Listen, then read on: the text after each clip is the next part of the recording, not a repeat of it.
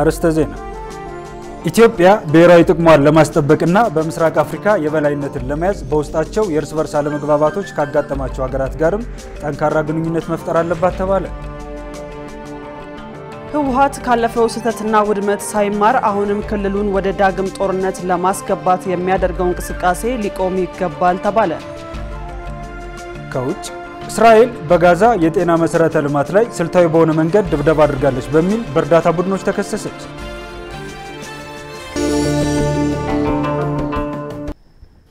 ሰላም ጤና ይስጥልን ተመልካቾቻችን ከኢሳት ነጻ የህዝብ ሚዲያ ለግንቦት 7 2017 ዓ.ም ለዕለተ ሐሙስ ያዘጋጀናቸውን ዜናዎች ይዘን ቀርበናል። ከዜናዎቹ ጋር ሙሉ ቀን ሰለሞንና እኔ መሰረት ባዩ በመልእክት ቋንቋ በኩል ዳዊት ጎሳ አብረናችሁን ቆያለን። ወደ ቀዳሚው ዜና ተሻገርን። ኢትዮጵያ ብሔራዊ ጥቅሟን ለማስጠበቅና በምስራቅ አፍሪካ የበላይነትን ለመያዝ በውስጣቸው የእርስ በርስ አለመግባባቶች ካጋጠማቸው ሀገራትም ጋር ጠንካራ ግንኙነት መፍጠር አለባት ተባለ። ሰይፍ ዓለም ተጨማሪ ያለው ተለዋዋጭ የፖለቲካ አሰላለፍና ያልተረጋጋ የፖለቲካ ስርዓት የሚታይበት የምስራቅ አፍሪካ ቀጠናዊ ችግሮችን የሚያባብሱ የውጭ ጣልቃ ገብ ኃይሎች መቋቋም የሚችል አቅም መፍጠር እንደሚገባ ይገለጻል። አሁን ደግሞ ከቀጠናው ውጭ ያሉ ፖለቲካዊ ውጥረቶች ለአካባቢው ተጨማሪ ስጋቶች መሆናቸው እየተነሳ ነው። ኢትዮጵያ በየጊዜው ለሚፈጠሩ አዳዲስ አለመረጋጋቶችና ውጥረቶች አልፎም የተለያዩ ግንኙነቶች የሚገዳደርና የሀገርን ጥቅም የሚያስጠብቅ አቅም መፍጠር እንደሚገባት ይነሳል። ለአካባቢው ስጋት የሆኑት የሽብርተኞች እንቅስቃሴና የውጭ ጣልቃ ገቦችን ለመቋቋም እንዲሁም ብሔራዊ ጥቅሟ ከማስጠበቅ አንጻር ኢትዮጵያ ያላትን የበላይነት ከፍ ለማድረግ ምን መስራት ይጠበቅባታል ሲል ኢሳት የውጭ ግንኙነት ባለሙያዎችን አነጋግሯል። ጠንካራ አቅም ካላቸው ሀገራት ባለፈም የውስጥ ችግሮች ካሉባቸው ሀገራትም ጥሩ ግንኙነት መፍጠር እንደሚገባ የሚያነሱት የውጭ ግንኙነት ባለሙያው አቶ ደያሙ ዳሌ ናቸው።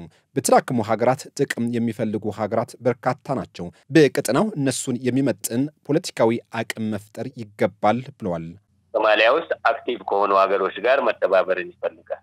ከግብጽ በቀር ሌሎቹ ከኛ ጋር የሚሰሩ ናቸው። ቱርክ ከኢትዮጵያ ጋር የምትግባባናት ሶማሊያ ውስጥ ካምፕ አላት። ዩናይትድ አረብ ኤሚሬትስ ሶማሌላንድ ውስጥ ካምፕ አላት። ከሷም ጋር መስራት ግዴታ ነው ለኛ። አልሻባብን ደግሞ ኢንዳይሬክትሊ ኢትዮጵያ ላይ ለማነሳሳት ሲደግፍ ይሆናል ብለን የምንሰጋው ያው ማንኛውንም ነገር የምትሰራው ኤርትራን ነው። ኤርትራንም ሞኒተር ማድረግ ይፈልጋል። ከዛ በተረፈ አስገራሚ ኃይል አስተላለፍ አሁን ያለው ኬንያ ራፒድ ሰፖርት ፎርስስ የሚባለውን የሱዳን አማጺ ቡድን አማራጭ መንግስት አቋቁሟል ብላ እየደገፈች ነው ያለች። የህዝብ ድጋፍ ያላቸውና የዲሞክራሲ አቅም የፈጠሩ መንግስታት የሌለበት አካባቢ ስለሆነ ችግሩ ከፍ ያደርገዋል። ስለሆነም የኢትዮጵያ የቤት ስራዋ ብዙ ነው ያሉት ሌላኛው የውጭ ግንኙነት ባለሙያው አቶ ኢያሱ ኃይለ ሚካኤል ናቸው። ኢትዮጵያና የቀጠናውን ሀገራት ተጽዕኖ ከፍ የሚያደርገው የጂኦፖለቲካል ሎኬሽን የምንለው ወይም የመልክዓ ምድራዊ ጂኦግራፊ ወይም ኢትዮጵያ የምትገኝበት አቅጣጫ ኢትዮጵያ ብዙ ሀገራት የከበቧት መሆኗ በራሱ የፈጠረው ችግር አለና በዙሪያ ያሉ ሀገራት ደግሞ በጠንካራ የኮንስቲቱሽናል ዴሞክራሲ ወይም በኮንስቲቱሽናላዊ ወይም በዚህ በህገ መንግስታዊ የዴሞክራሲ ስርዓት ከመመራት አንጻር ከኬንያ በስተቀር ሌሎቹ በጣም ደካማና ወደኋላ የቀሩ ወይም ሊስተካከል የሚገባ የአሳታፊ የዴሞክራሲያዊ ስርዓትን ሊገነቡ የሚገቡ እንዲሆኑ ይጠበቃል። ከዚህ በተጨማሪም የኢትዮጵያ ውስጥ ችግሮች የሚፈልጉ ኃይሎች ይኖራሉ። ስለሆነም የውስጥ አለመግባባቶች ለመፍታት የተጀመሩ እንቅስቃሴዎች ተጠናክረው መቀጠል አለባቸው ይላሉ አቶ ደያሙ ዳሌ። ፎርማሊ የተጀመሩ ሂደቶች ያው እስካሁን የምናውቃቸው 3 ናቸው የተያዙ። ይሄ ሀገራዊ ምክክር ኮሚሽን፣ ትራንዚሽናል ጀስቲስ ሽግግር ፍትህ እና ትግራይ ላይ ተጀምሮ የነበረው ዲሞቢላይዜሽን ዲስአርማመንት ዲሞቢላይዜሽን እና ሪኢንቴግሬሽን። ከዛ በተረፈ ግንባር ለአንድ ውይይት ከታጣቂዎች ጋር የማድረግ ሙከራም ይደረጋል። ውጤት እያስገኘ አይደለም፣ ግን ድርድሮች ሁልጊዜ ኦፕን መሆን አለባቸው። በትጥቅ ደረጃ ትጥቅ ያነሱ ኃይሎችን ወደ ሰላማዊ ጎዳና ማምጣት ያስፈልጋል።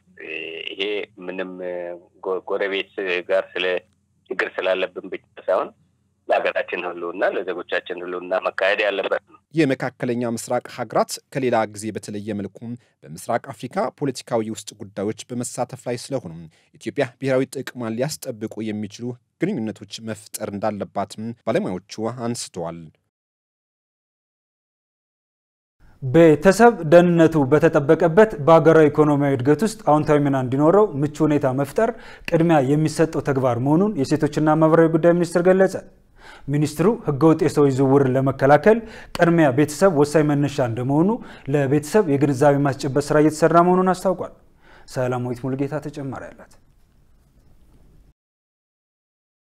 የሴቶችና ማህበራዊ ጉዳይ ሚኒስቴር በዓለም አቀፍ ደረጃ ለ32ኛ ጊዜ በሀገር አቀፍ ደረጃ ደግሞ ለ3ኛ ጊዜ የተሻሻለ የቤተሰብ ስራና ገቢ ለሀገር ኢኮኖሚ በሚል መሪ ቃል የቤተሰብ ቀንን አክብረዋል። በመርሃ ግብሩ ላይ እንደተገለጸው ቤተሰብ በተለያዩ ሰው ሰራሽና ተፈጥሯዊ አደጋዎች እንዲሁም በደካማ የስራ ባህል የሙያና የስራ ፈጠራ ክህሎት ማነስ ሳቢያ ህልውናው አደጋ ላይ ሲወድቅ ለአለመግባባትና ለግጭት አለፍ ሲልም ለፍቺ ሲዳረግ ይስተዋል።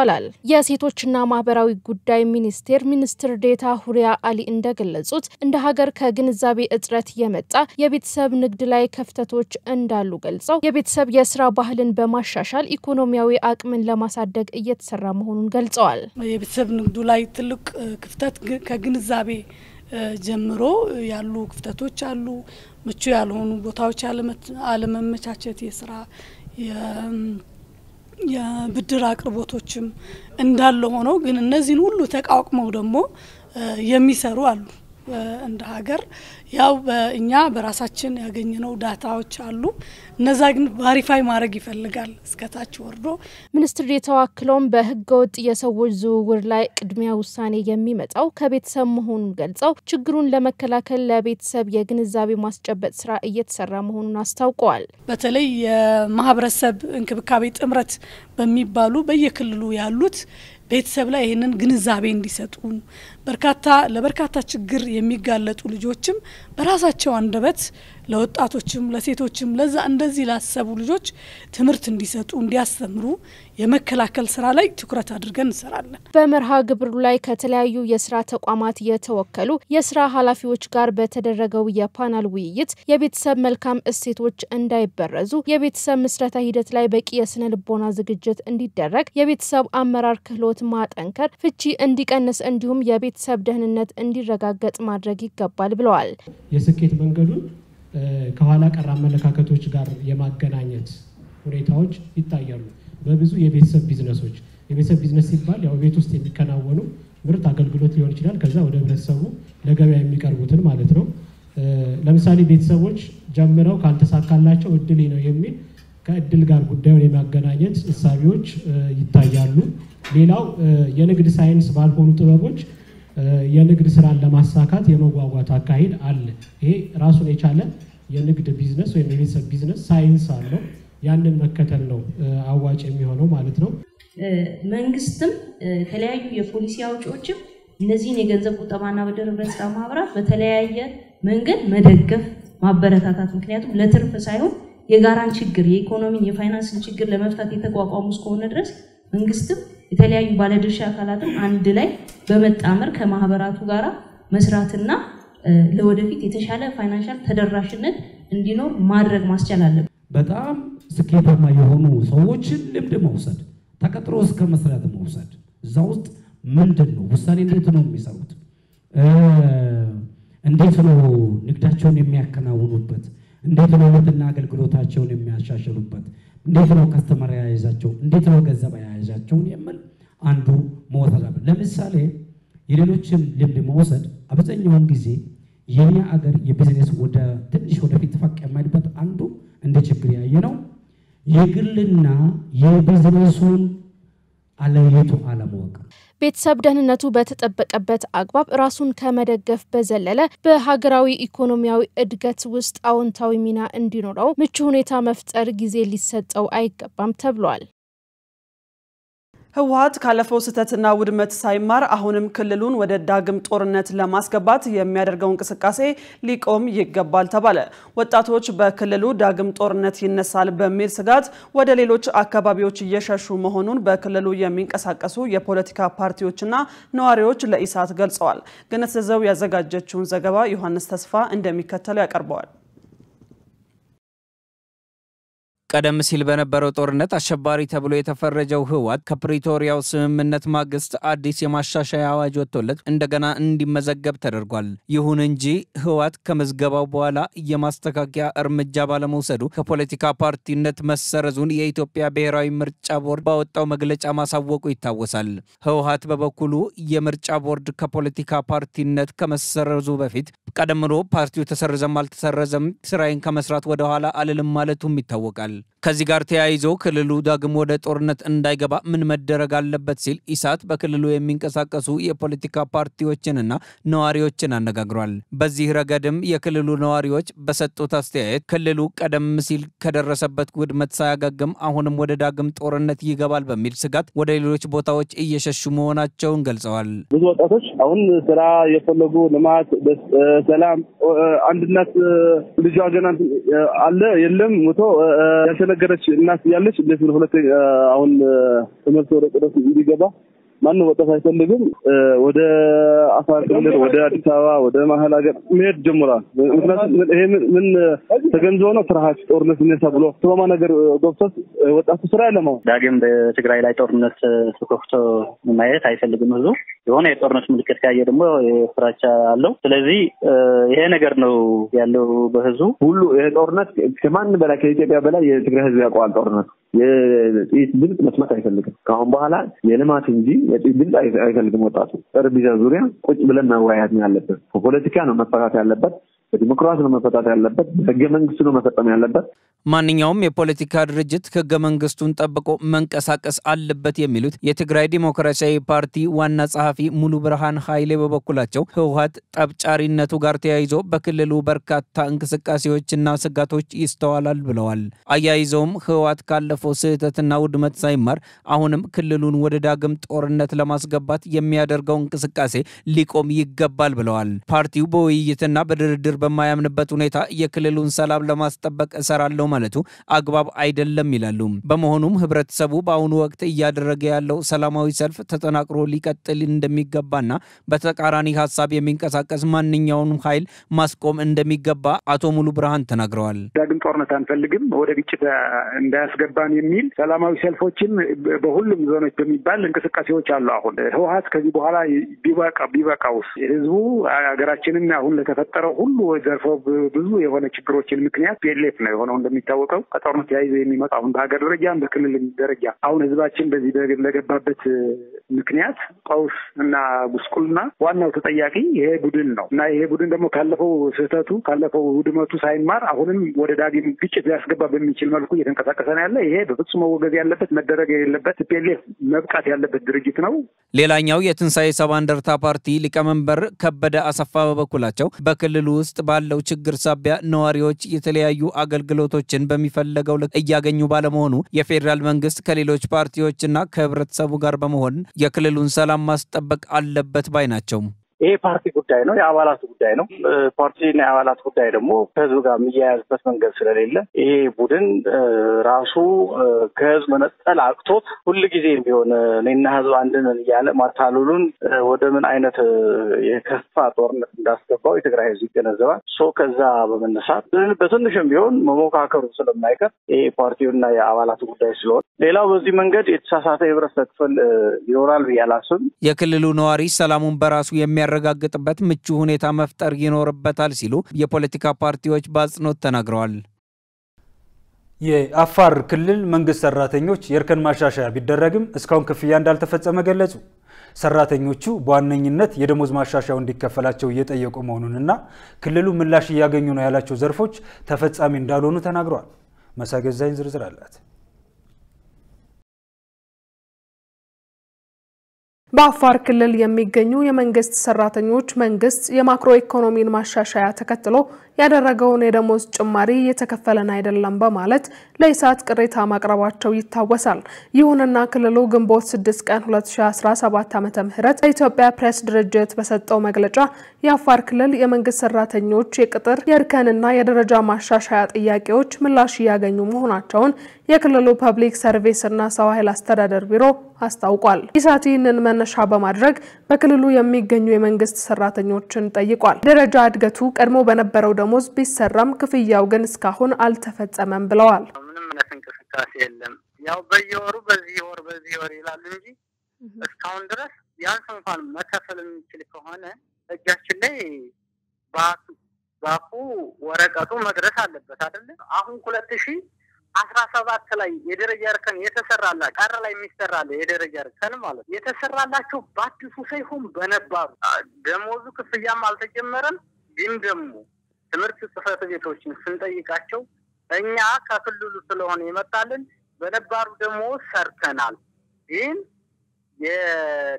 የደረጃ እርከን ብሩ አልደረሰም። እኔም አንዱ አዳጊ ነበርኩኝ ማለት ነው። በዚህ ወር ይደርሳል ተብሎ ነበረ። ትናንትና በ30 ገባልን ደሞዝ የደረጃ እርከን አልተሰራልን። የደረጃ እድገቱ እርከን ይሰራል በማለት መረጃ እንድናቀርብ ተጠይቀናል።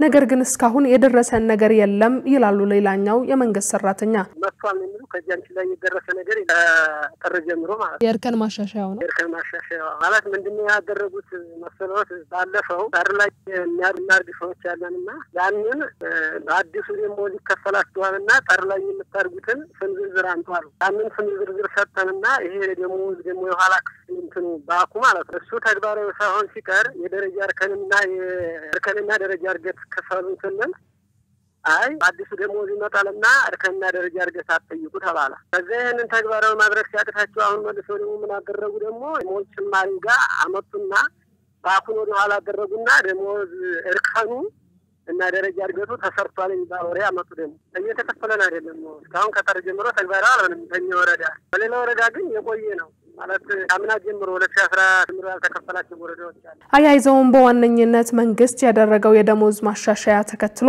በጭማሪው መሰረት ደሞዛቸው እንዲስተካከል ጠይቀዋል። ተግባራዊ አልሆነም። የሚመለከተው አካል ብንልም አሁን አንዴ 3 ወር ነው የሚከፈለው ይባላል፣ አንዴ ሙሉ ደሞዝ የለም ይባላል። በጣም አስቸጋሪ ነው። ብቻ አፋር ክልል ላይ የሚደረገው ተግባር በጣም ጀመር በቃ ሀገርም እንድንለቅ ይመስላል። እኛ ግን እየጠየቅን ያለ ነው ከጥቅም ሲጀምሩ ያው የፌደራል መንግስት ደሞዝ ማሻሻያ ሆኖ ጨምሮ ነበር።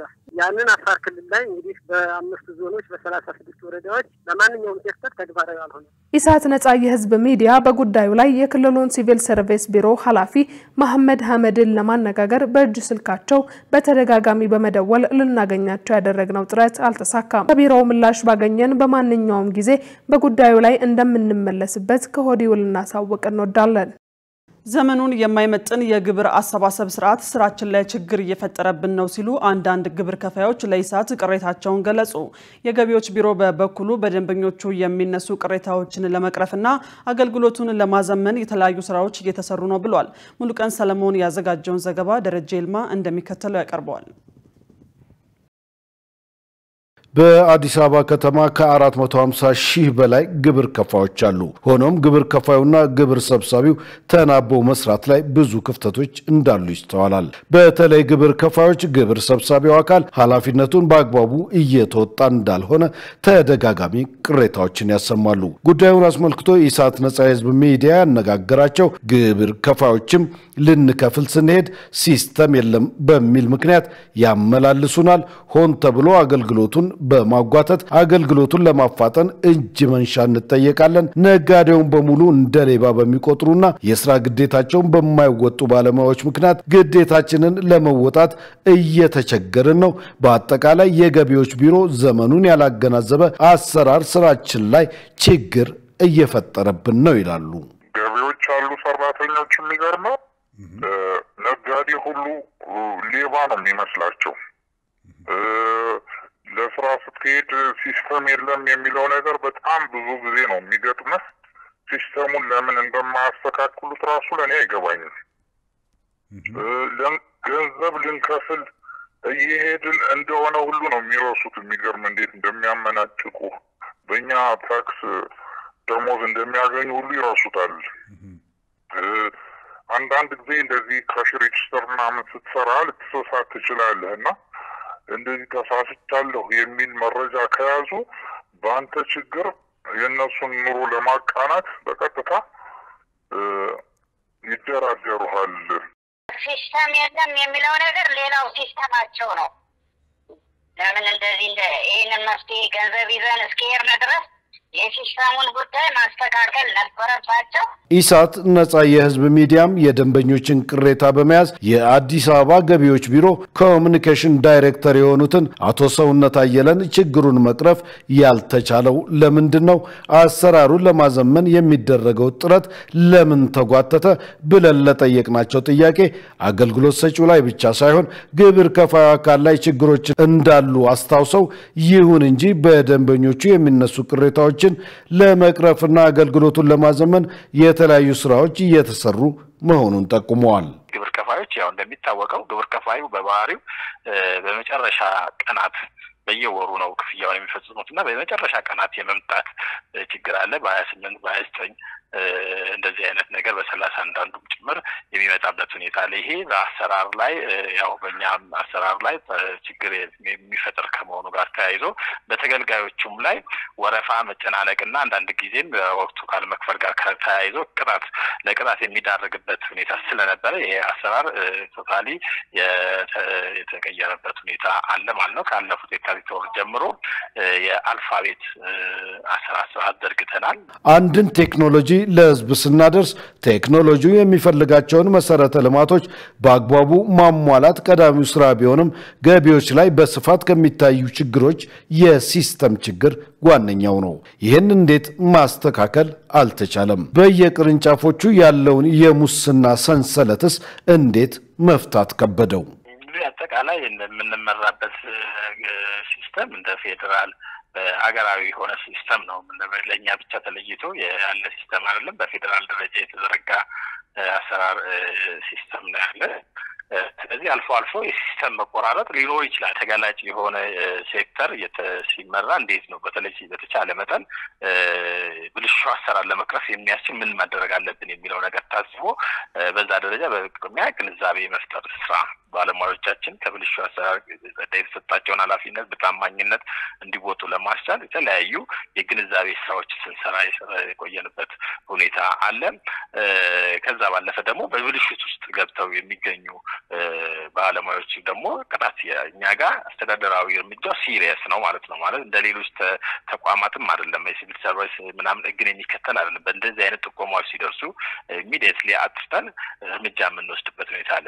በዘንድሮ ዓመት ብቻ ለምሳሌ ባለፉት 10 ወራት ወደ 133 በሚደርሱ አመራርና ፈጻሚዎች ላይ እርምጃ የተወሰደበት ሁኔታ አለ። የሚያጋጥሙ ችግሮች ተቀርፈው ግብር ከፋዩ በስርዓቱና በተገቢው መንገድ ግዴታውን ሊወጣ የሚችልበት መንገድ እንዲመቻች አገልግሎት ሰጪው የገቢዎች ቢሮ ዘመኑን የሚመጥን ስርዓት በመዘርጋትና ተጠያቂነትን በማስፈን ሀገራዊ ኃላፊነቱን መወጣት አለበት በማለት ቅሬታ አቅራቢዎቹ ሐሳባቸውን ለኢሳት አጋርተዋል። ተመልካቾቻችን ከኢሳት ነጻ የህዝብ ሚዲያ ለሰዓቱ ያዘጋጀናቸው ዜናዎች እንደቀጠሉ ናቸው። ለቢዝነስ መረጃዎች ደግሞ ገነት ዘዘው እየጠበቀች ነው።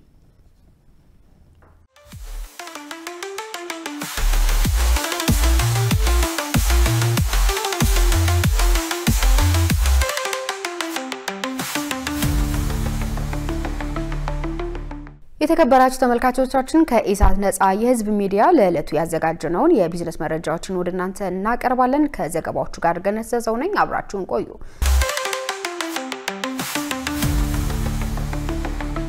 የኢትዮጵያ የማክሮ ኢኮኖሚ ማሻሻያ በአጭር ጊዜ ውስጥ አመርቂ ስኬት ማስመዝገቡን የኢፌዴሪ ፕሬዝዳንት ታዬ አጽቀሥላሴ ገለጹ። ለሁለት ቀናት የሚቆየው የኢትዮጵያ ፋይናንስ ፎረም በአዲስ አበባ ሳይንስ ሙዚየም መካሄድ ጀምሯል። የኢፌዴሪ ፕሬዝዳንት ታዬ አጽቀሥላሴ ከአንድ ክፍለ ዘመን በላይ እድሜ ያለው የኢትዮጵያ የፋይናንስ ኢንዱስትሪ የሚፈለገውን ያህል እድገት ሳያስመዘግብ መቆየቱን ነው የገለጹት። በኢትዮጵያ የፋይናንስ ኢንዱስትሪው የነበሩ መሰናክሎችን ለማለፍም አካታችና ዘመኑን የዋጀ ስርዓት የሚፈጥር የማክሮ ኢኮኖሚ ማሻሻያ ተግባራዊ መደረጉን ተናግረዋል። የተሟላ የማክሮ ኢኮኖሚ ማሻሻያ ተግባራዊ በተደረገ በአጭር ጊዜ ውስጥ አመርቂ ውጤት መመዝገቡንም ገልጸዋል። በቀጣይም የኢትዮጵያን የፋይናንስ ኢንዱስትሪ ወደ ዲጂታል ስርዓት ለማሸጋገር ቀጣይነት ያለው ስራ እንደሚጠይቅ አስገንዝበዋል። የኢትዮጵያ የፋይናንስ ፎረም ለዘርፉ አንገብጋቢ ችግሮች ምላሽና መፍትሄ አመላካች ምክረ ሀሳቦችን በመስጠት የግሉን ዘርፍ ለማነቃቃት ጉልህ ፋይዳ እንደሚኖረው አስረድተዋል። የብሔራዊ ባንክ ገዢ ማሞ ምህረቱ በበኩላቸው የኢትዮጵያ የማክሮ ኢኮኖሚ ማሻሻያ ዓለም አቀፍ ድጋፍና እውቅና ማግኘቱን ጠቁመዋል። በፎረሙ ላይ ከፍተኛ የመንግስት አመራሮች፣ የሀገር ውስጥና የዓለም አቀፍ የባንክ የሥራ ኃላፊዎች፣ የዓለም አቀፍ የገንዘብና የልማት አጋር ተቋማት ተወካዮች ተገኝተዋል። የዓለም ባንክ ኢትዮጵያ እየተገበረች የምትገኘውን የኢኮኖሚ ሪፎርም ቀጣይነት ባለው መልኩ ለመደገፍ ቁርጠኛ መሆኑን የባንኩ የኢትዮጵያ፣ ደቡብ ሱዳን፣ ሱዳንና ኤርትራ የሰው ሀብት ልማት ፕሮግራም መሪ ዶክተር ሼሪን ቫርካይ ገለጹ። ዶክተር ሼሪን ቫርካይ ባንኩ ከኢትዮጵያ መንግስት ጋር የተጀመረውን የሪፎርም ጉዞ ውጤታማ ለማድረግ በቁርጠኝነት እንደሚሰራ ለኢዜአ ገልጸዋል። ሪፎርሙ ለኢትዮጵያ ቀጣይ እድገትና ምርታማነት የበኩሉን ሚና እንደሚወጣም አመልክተዋል።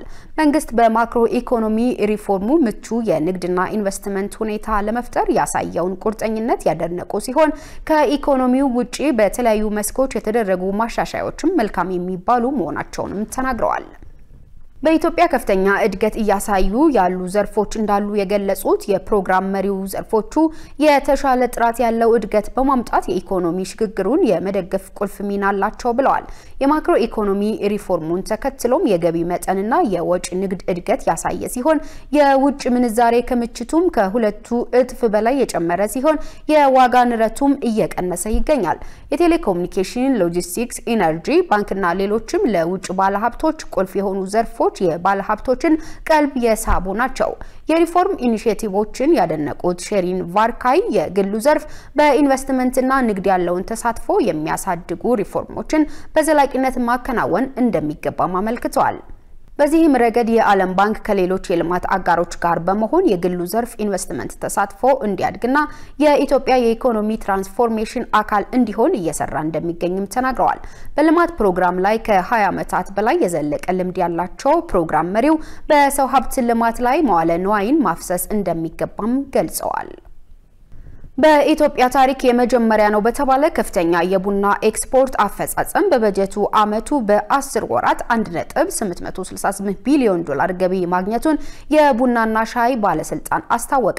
ባለስልጣኑ በ10 ወራት 240753 ቶን ቡና በመላክ 1.3 ቢሊዮን ዶላር ገቢ ለማግኘት አቅዶ ከእቅዱ 147 በመቶ በላይ በማሳካት 354302 ቶን ኤክስፖርት በማድረግ 1.8 ቢሊዮን ዶላር ገቢ ማግኘቱን ገልጿል።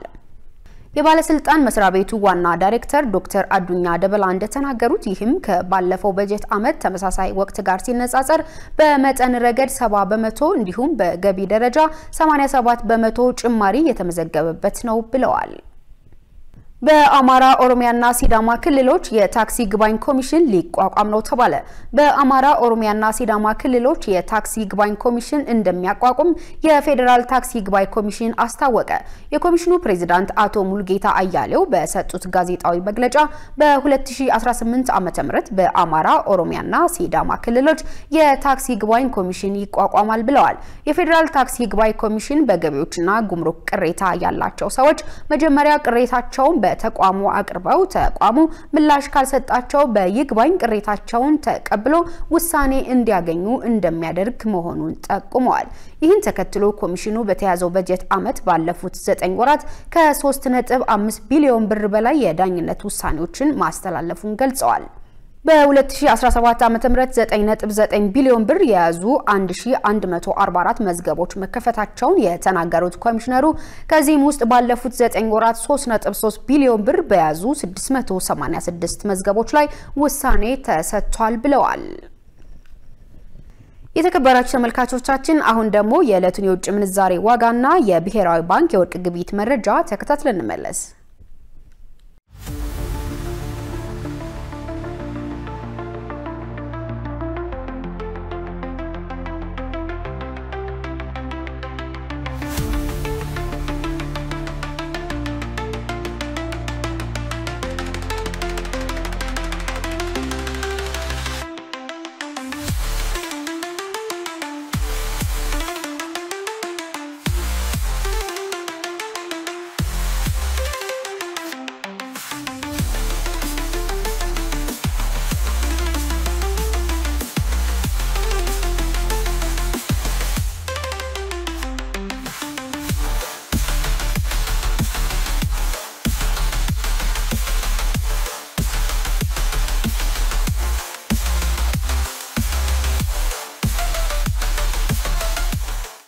ተመልካቾቻችን ለዕለቱ ያዝናቸው የቢዝነስ መረጃዎች በዚሁ ተጠናቀዋል። ከዘገባዎቹ ጋር ገነት ዘዘው ነበርኩ። አሁን ደግሞ ወደ ቀጣይ ዜና ላሻግራችሁ።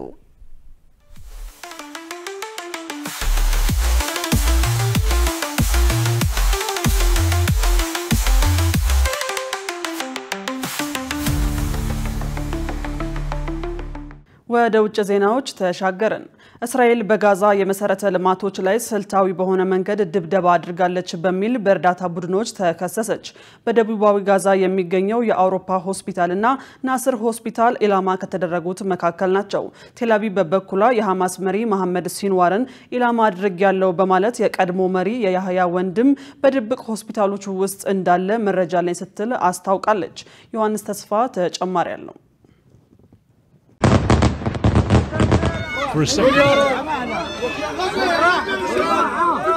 የእስራኤል ጦር በሕክምና ተቋማት ላይ ባደረሰው ጥቃት በሕክምና ላይ የሚገኙ ጋዜጠኞችን ጨምሮ ቢያንስ 29 ፍልስጤማውያን ሲገደሉ የዓለም ጤና ድርጅት የጋዛው ጦርነት ከጀመረበት ጊዜ አንስቶ 686 የእስራኤል ጥቃቶች በጤና ተቋማት ላይ መድረሳቸውን መዝግቧል።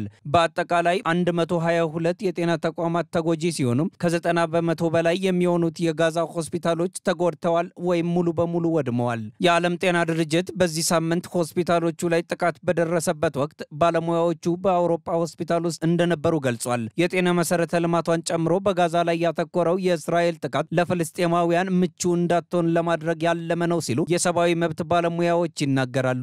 አሁን በሆስፒታሉ ላይ ተጨማሪ ስጋት የተፈጠረ ሲሆን ጥቂት ሰራተኞችና ከፍተኛ እንክብካቤ የሚያስፈልጋቸው ታማሚዎች ብቻ ውስጥ እንደቀሩ ታውቋል። በአሁኑ ጊዜ ምንም ውሃ የለም። የፍሳሽ ማስወገጃ ስርዓቱ ተጎድቷል። የኃይል ስርዓቱም እንዲሁ። በተጨማሪም የኦክሲጅን አቅርቦቶች ተቋርጧል። ስለዚህ ግልጽ በሆነ መልኩም ውሃ የሌለበት ሆስፒታል ሊባል አይችልም። ቀደም ሲል በጃባሊያ ፍርስራሾች ውስጥ በነበረው የሮኬት ተኩስና የእስራኤላውያን የአየር ጥቃት ተከትሎ በተፈጠረው ሁኔታ ቦታውን ለቆ የመውጣቱ እርምጃ ተወስዶ ነበር። በዚህ ድርጊትም በርካቶች ቆስለዋል፣ ብዙዎችም ተስፋ መቁረጥና ትርምስ ውስጥ ገብተዋል። ጎህ ሲቀድ አዲስ የሐዘን ማዕበል ይመጣል። እስራኤል እንዲህ አይነት ነገር እየከወነች ያለችው የዘመቻው መጠን እየጨመረ እንደሚሄድ ማሳያ ነው በማለት ባለሙያዎች ይናገራሉ። በጋዛ የፕሬዝዳንት ትራምፕን የቀጠናውን ጉብኝት ተከትሎ አዲስ ለውጥ ለመምጣት ያለው ተስፋ እንዳለ ቢሆንም የ8 ወር ዕድሜ ያለው ልጅ አስክሬን የያዘው ሰው ግን ይህንን ብሏል። አሜሪካዊ ታጋይ ሲፈቱ ደስ ብሎን ፈጣሪን አመሰገንን። ጋዛ ፎይታ ታገኛለች። እናም አስገራሚ ነገሮች አሉ ብለን አሰብን።